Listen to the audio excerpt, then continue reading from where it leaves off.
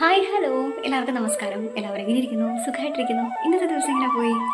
ഞാൻ എന്നപ്പോൾ ഇന്ന് tarot reading എടുക്കുന്നില്ല.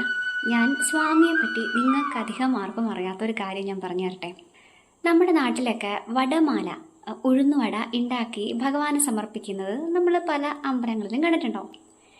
പക്ഷേ ശരിക്കും ആ വടമാല തന്നെയാണോ ഭഗവാന് ചാർത്തേണ്ടത്? അല്ല. വടമാല എന്നുദ്ദേശിക്കുന്നത് വടവൃക്ഷത്തിൻ്റെ ഇല കെട്ടിയ മാല എന്നാണ് അർത്ഥം. അതിൻ്റെ പുറകിലൊരു ഐതിഹ്യമുണ്ട്.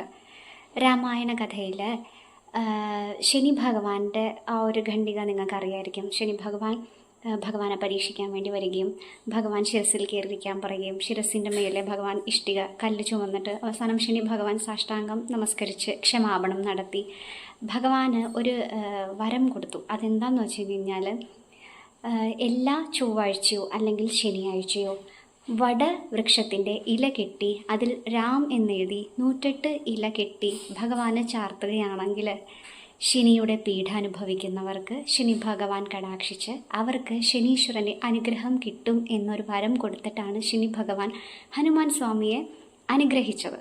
അപ്പോൾ അതിൻ്റെ ഒരു ഓർമ്മയ്ക്ക് വേണ്ടിയിട്ടാണ് വടവൃക്ഷത്തിൻ്റെ ഇല, അതായത് ആലില എന്ന് നമ്മൾ പറയും, ആലിലയിൽ രാം എന്ന് കുങ്കുമം, ഭഗവാനൊരു കുങ്കുമം ഉണ്ടല്ലോ, ഓറഞ്ച് കളറാണ്.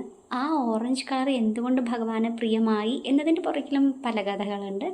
അത് ഞാൻ വഴിയെ പറയാം. ഭഗവാൻ ശനീശ്വരൻ പറഞ്ഞ സ്വാമിയുടെ അടുത്ത് പറഞ്ഞ ഈ വടവൃക്ഷത്തിൻ്റെ ഇല കെട്ടിയാൽ ശനി പ്രീതി ഉണ്ടാവുകയും ശനി ഭഗവാന്റെ ദോഷങ്ങളിൽ നിന്ന് സ്വാമിയുടെ ഭക്തർക്ക് ശമനം കിട്ടുകയും ചെയ്യും എന്ന ശനീശ്വര ഭഗവാന്റെ അനുഗ്രഹത്തിൻ്റെ സ്മരണയ്ക്ക് വേണ്ടിയിട്ടാണ് നമ്മൾ വടവൃക്ഷത്തിൻ്റെ ഇല സ്വാമിക്ക് കെട്ടിയിടുന്നത്. അല്ലാതെ ഉഴുന്നുവട കൊണ്ടുണ്ടാക്കിയ കെട്ടിയിട്ട മാലയല്ല ശരി. നോർത്ത് ഇന്ത്യയിലൊക്കെ പോയി കഴിഞ്ഞ് കഴിഞ്ഞാൽ ഈ വട കെട്ടിയിടുന്ന സമ്പ്രദായമൊന്നും ഇല്ല കേട്ടോ.